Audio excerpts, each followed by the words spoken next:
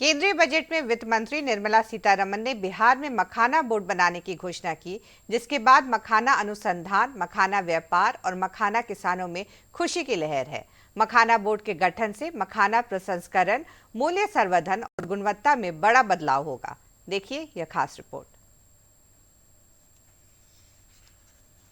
बिहार के मखाना को मिथिला मखाना के नाम से जीआई टैग मिलने से इसकी वैश्विक पहचान बनी, लेकिन मखाना बोर्ड के गठन से मखाना के क्षेत्र में बड़ा बदलाव आएगा। पूर्णिया के भोला पासवान शास्त्री कृषि महाविद्यालय के मखाना के प्रधान अन्वेषक और मखाना बोर्ड के गठन के लिए लगातार पत्राचार कर रहे अनिल कुमार ने मखाना में उस वक्त क्रांति ला दी थी जब सबौर मखाना वन की प्रजाति खोजकर किसानों को बेहतर मखाना उत्पादन की तकनीक सिखाई थी।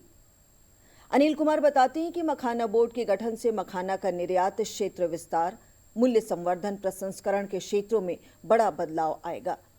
केंद्रीय बजट में घोषणा किए जाने पर उन्होंने प्रसन्नता जाहिर की है, साथ ही इसे अपनी वर्षों की तपस्या का फल बताया है।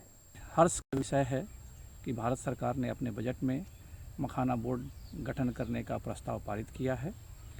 इससे मखाना के उत्पादन, प्रसंस्करण और मूल्यवर्धन के साथ साथ वैश्विक स्तर पे मखाना की मार्केटिंग और ब्रांडिंग को बल मिलेगा, जिससे मखाना के किसानों की उन्नति होगी, समृद्धि आएगी और मखाना के किसानों का सर्वांगीण विकास होगा। वहीं मखाना व्यापार को वैश्विक पहचान दिलाने वाले मनीष कुमार और आयात निर्यात का काम कर रहे सुमित की माने तो मखाना बोर्ड के गठन से ये एक संगठित व्यापार का रूप ले लेगा।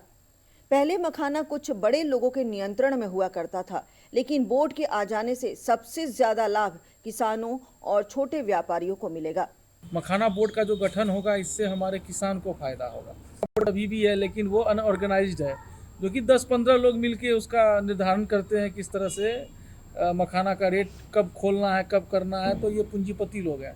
प्राइस बहुत ही ओपन होगा, बड़े बड़े भी प्लेयर आएंगे, तो और इसका जो प्राइस है मखाना का और बढ़ेगा, और जिससे कि उसका फ़ायदा कहीं ना कहीं किसानों को मिलेगा।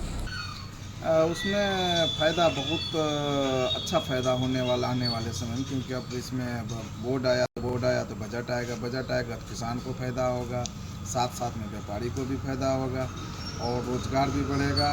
और हमारे क्षेत्र में भी क्या है कि देख रहे हैं कि लेडीज़ को बहुत ज़्यादा मखाना तो रोज़गार मिला हुआ है, क्योंकि अब ये मखाना साल भर का काम हो गया।